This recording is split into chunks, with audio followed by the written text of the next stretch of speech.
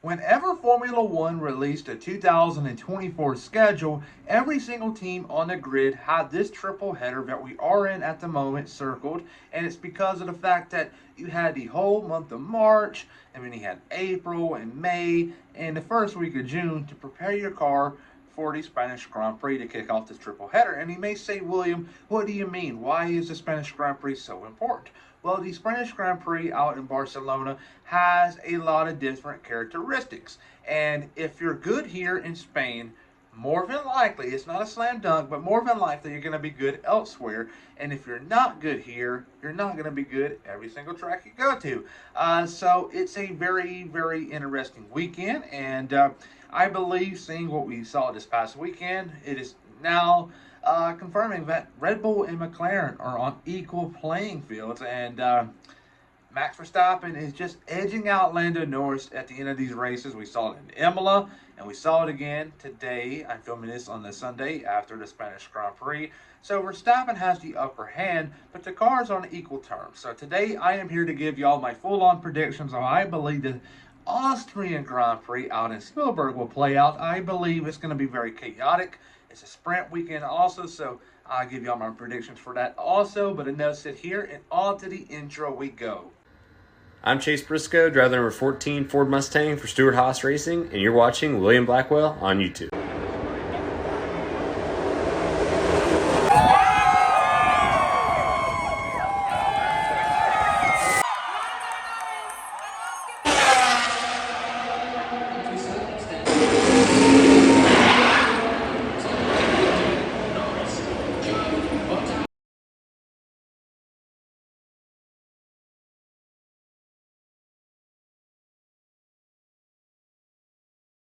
The Austrian Grand Prix out in Spielberg is going to be one for the ages this weekend because this past weekend we went out to Barcelona, the benchmark for all Formula One teams to know whether or not they're good or they're bad. So heading into this weekend, we now know who the real contenders are, and those are being Red Bull, McLaren, Mercedes, and Ferrari. So we're going to have a four-team battle for the win. So let's take a look at the track layout. It is a 71-lap Grand Prix on Sunday, and then we do have a sprint race on Saturday afternoon.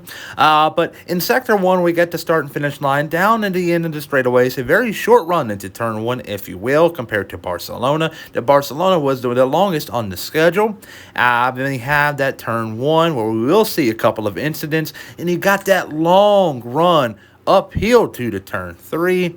Then we got another long run, DRS zone, a speed trap, if you will, to turn number 4, where we will see many cars go off track, especially on lap 1 on both Sunday and Saturday. Then we got the tight little Sector 2 turns. And then Sector 3 is all about staying on track and not going off track because penalties will be handed out left and right by the FIA.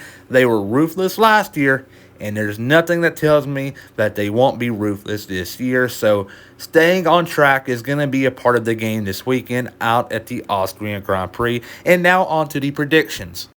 Before I dive into the actual Grand Prix, I want to talk about the sprint race for a moment.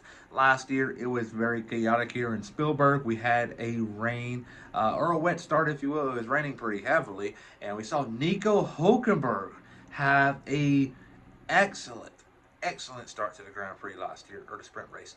And he fell off, obviously, but it was very chaotic. So are we going to see that again? More than likely not, unless it rains. So kind of fingers crossed, but at the same time not, because I believe Formula One fans are going to be in for a treat this weekend, because I believe it's going to be Red Bull versus McLaren, and then Mercedes versus Ferrari. And it's going to be an interesting battle between those four teams, so time will tell there. But I do got Lando Norris winning this sprint race, and Max Verstappen second, George Russell in third, so they're getting some pretty solid points.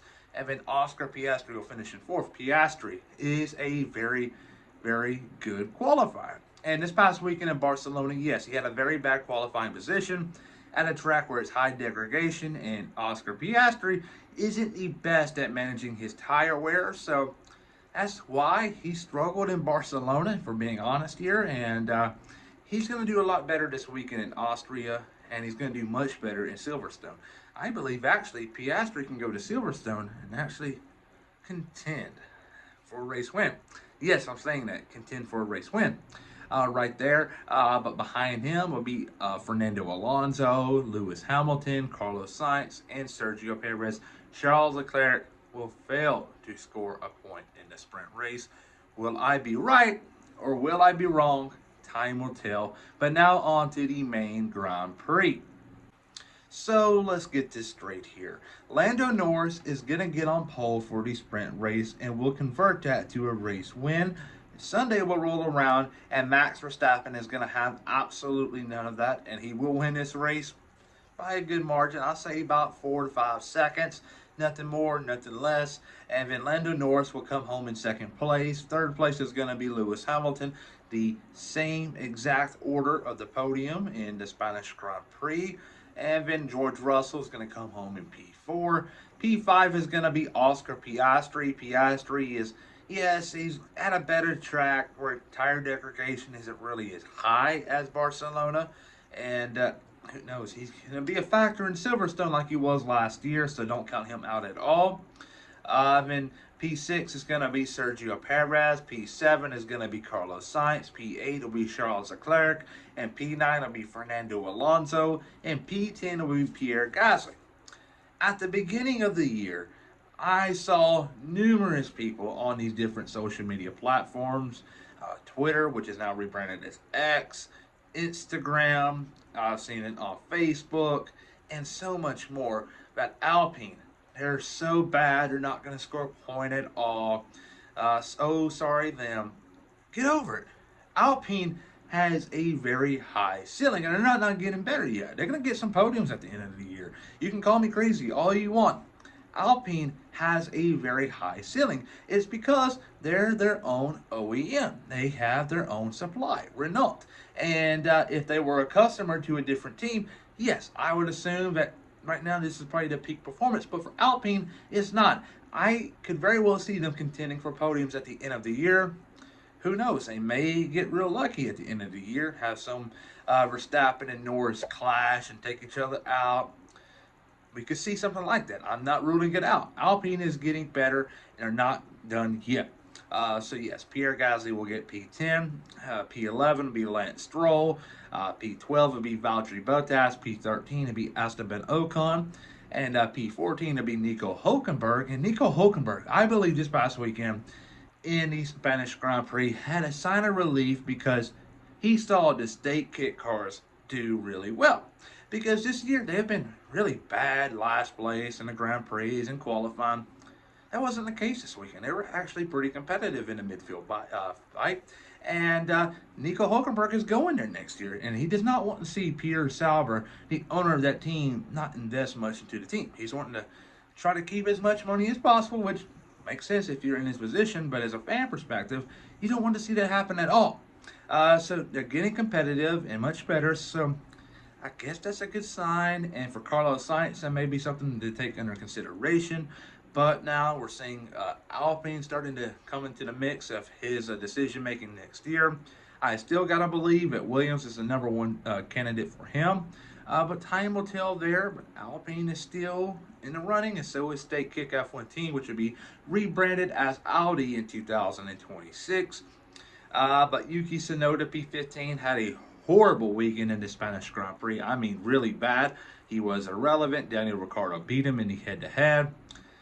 He wants to get that behind him, and I believe he will, and he will outdo Daniel Ricciardo in the Austrian Grand Prix, which is going to be a big weekend for this team, because remember, folks, they're the sister Red Bull team, and Red Bull originates from Austria.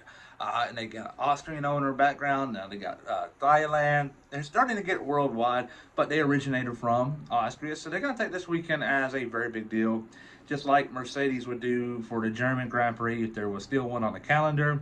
Alpine for the French Grand Prix, and Ferrari obviously in Monza or in Imola, Mugello. You get the point. This weekend's going to be very big for them, and they're going to want to do really well. Right there, Danny Ricciardo P16, Kevin Magnussen will follow suit, Alexander Albon, Zhou Guanyu, and Logan Sargent. At what point is it worthy enough to ask James Vowles and the Williams top officials that is Logan Sargent capable of scoring points right now in this Williams car? Because if he's not, Alexander Albon can do it every once in a while. I'm not saying Alexander Albon is so good where he's going to be guaranteeing himself points every single weekend. It's not going to happen. It's not feasible.